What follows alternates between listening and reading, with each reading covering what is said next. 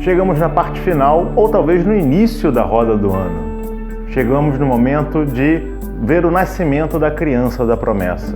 Chegamos no momento em que o espírito começa a se retrair para a matéria começar a crescer. Chegamos no Yule.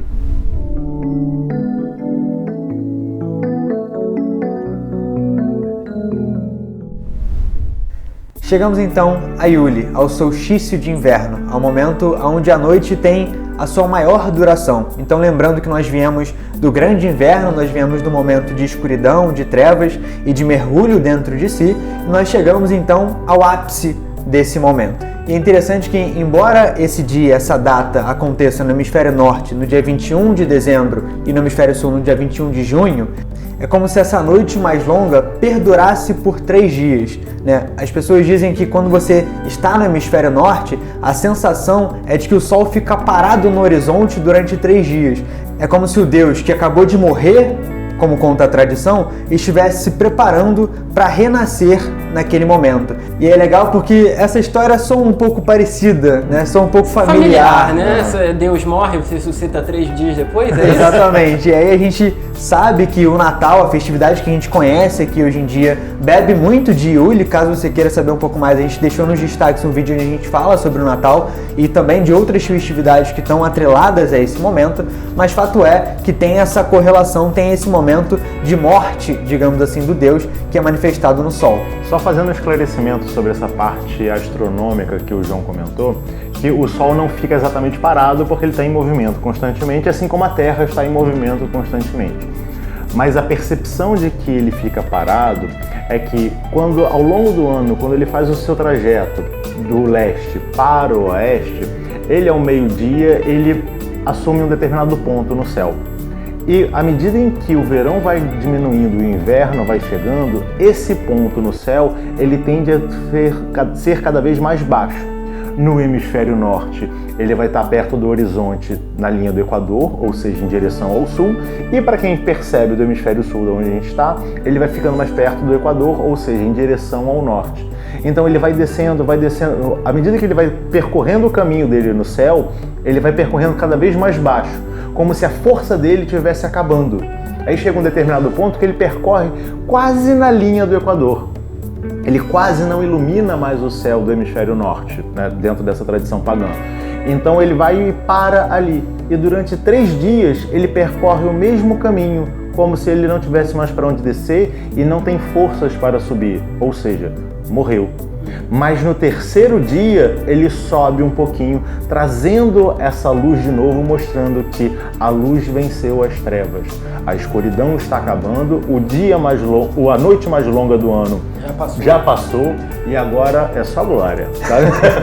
Exatamente, agora é o momento de colocar em prática tudo aquilo que foi pensado e entendido ao longo desse momento de mergulho nas trevas, de mergulho dentro de si. É hora de colocar no mundo.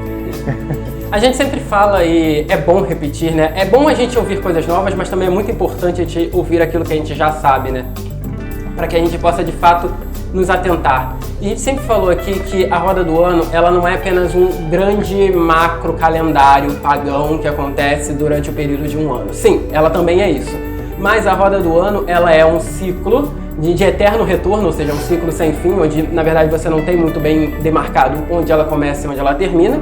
E essa mesma roda do ano, ela vai se manifestar em camadas internas, ou seja, ela vai se manifestar em subníveis, subciclos dentro de outros ciclos. Então a gente vai ter o grande ciclo do anual, a gente vai ter o ciclo mensal, a gente vai ter o ciclo diário, ou seja, todo dia nós passamos por uma roda do ano, em todo mês nós passamos por uma roda do ano, em todo ano nós passamos por uma roda do ano. Então essas festividades, esses sabás, esses momentos astronômicos, eles acontecem na nossa vida diariamente. E a gente tem que saber aprender a observá-los, a percebê-los, para que a gente possa manifestar isso nas nossas vidas nos momentos mais propícios. E lembrando que nós saímos de Samhain.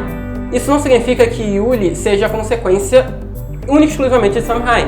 Ele é consequência de todos os outros sabás que vieram antes e ele é causa de todos os outros que vão vir depois. Logo, a gente tem que entender que, durante aquele período luminoso, foi o momento que a gente semeou, colheu, distribuiu os grãos, organizou a nossa vida, porque a gente sabia que o inverno ia chegar, a gente sabia que a materialidade ia morrer e a gente precisava ter subsídios, suprimentos, vamos colocar assim, para que a gente não morresse, não sucumbisse completamente junto com essa natureza. Em Samhain, chega um momento que o Deus morre, porque por mais que a gente tente prolongar a vida, chega um momento que ela precisa acabar. Por que eu boto acabar entre aspas? Porque a morte, na verdade, ela não é o oposto da vida, mas sim do nascimento. É preciso que essa divindade renasça como um ser novo. E para ele passar por essa grande transformação, ele precisa passar pelo momento de morte.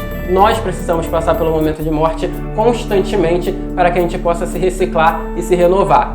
Se lá em Samhain a gente estava no momento de maior conexão com a nossa espiritualidade e, consequentemente, menos conexão com a matéria, se a gente estava vivendo dentro das sombras de nós mesmos, né? Dentro das sombras do útero da Grande Mãe, olhando tudo aquilo que a gente semeou e colheu e distribuindo de forma a nos preparar, nos melhorar e, consequentemente, nos transformar, em Yule é o momento da gente colocar isso para fora. É o momento do sol renascer, é o momento da criança da promessa vir ao mundo, é o momento que o Deus desponta novamente no horizonte, trazendo tudo isso que ele trabalhou dentro dele, mas que não adianta apenas a gente trabalhar dentro de si.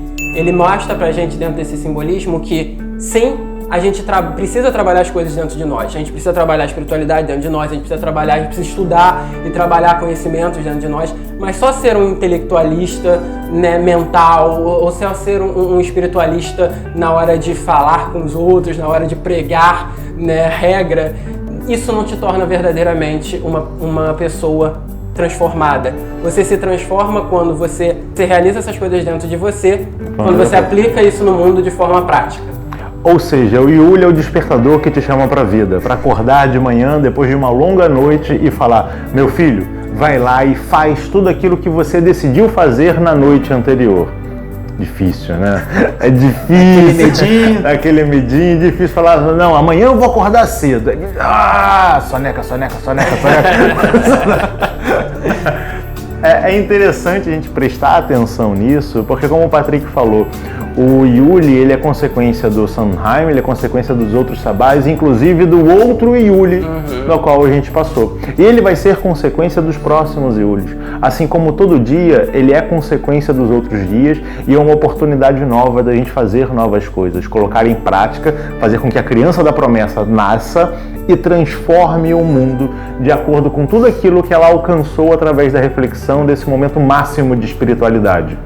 A materialidade, ela deve ser a forma manifesta daquilo que é espiritual, que é imanifesto. Você tem ideias, você deseja coisas melhores para você, e aqui eu coloco desejo como sinônimo de vontade, de algo maior. E você deseja essas coisas para você, então você precisa ir lá e fazer, porque se você cruzar os braços, não vai acontecer. É claro que você precisa ter noção do contexto no qual você está. Se no ciclo anterior, se no dia anterior, se no mês anterior, se no ano anterior, você não executou aquilo que foi prometido para a criança executar, você vai carregar essa bagagem junto com você. Então é importante nós percebermos que a todo momento nós temos a chance de começar de novo, de recomeçar. Então vamos fazer isso constantemente. E à medida em que a gente consegue colocar isso em prática, isso vai se tornando cada vez mais um hábito para a gente. A gente vai deixando de postergar coisas. A gente refletiu nessa noite mais longa aquilo que é importante e aquilo que não é importante. Aquilo que serve de base. Aquilo que não é importante, mas eu ainda não consigo deixar, porque eu ainda preciso disso de alguma forma. E aquilo que é importante que eu ainda não consigo acessar, mas que eu preciso ir naquela direção. Não adianta apenas entrarmos na academia depois das festividades de final de ano. Não adianta nada a gente fazer uma dieta depois de chutar o pau da barraca no final de semana, comendo e bebendo de tudo. Nós devemos pensar que nós precisamos iniciar isso, mas essa prática ela deve ser constante. Tudo aquilo que a gente decidiu pra gente como bom, você decidiu: eu quero ser mais saudável. Beleza. Você consegue comer coisas extremamente saudáveis hoje em dia? Não. Então você vai comer coisas que são menos prejudiciais. Você vai mudando a sua alimentação aos poucos, assim como uma criança começa a aprender a andar. Ela não nasce e anda, ela nasce e fica deitadinha. Depois ela começa a engatinhar, ela começa a se equilibrar até que finalmente ela anda. É entender que como a roda do ano é um ciclo, ela é um processo, a nossa vida é feita de processos. E as decisões que nós tomamos precisam ser colocadas à prova no mundo. Nós precisamos executá-las. Nós não precisamos apenas decidir, nós precisamos escolher ser melhor cada vez mais. E essa escolha é um ato diário.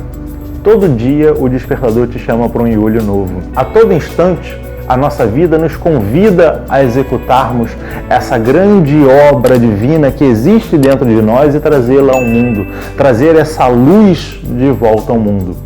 Por isso é importante refletirmos sobre tudo isso. É importante pensarmos na nossa vida. É importante voltarmos para nós mesmos. E quando chega o Yuli anual, é o momento da gente potencializar todas essas escolhas. Porque um novo ano está começando e um novo ano está vindo cheio de possibilidades. Mas não adianta nada eu pensar nessas possibilidades se eu não entendo aonde eu estou. Entenda o ciclo que se termina, estabeleça metas novas como o horizonte que vão te fazer andar e execute essas metas de acordo com uma criança que acabou de nascer e precisa aprender a andar paulatinamente, mas de maneira constante. Todo dia ela faz esse teste, todo dia ela aprende a andar, todo dia ela está andando, mesmo que não em duas pernas, mas ela está aprendendo a fazer isso. E esse é o grande convite que o Yuli faz pra gente. E até o próximo programa. Tchau, tchau.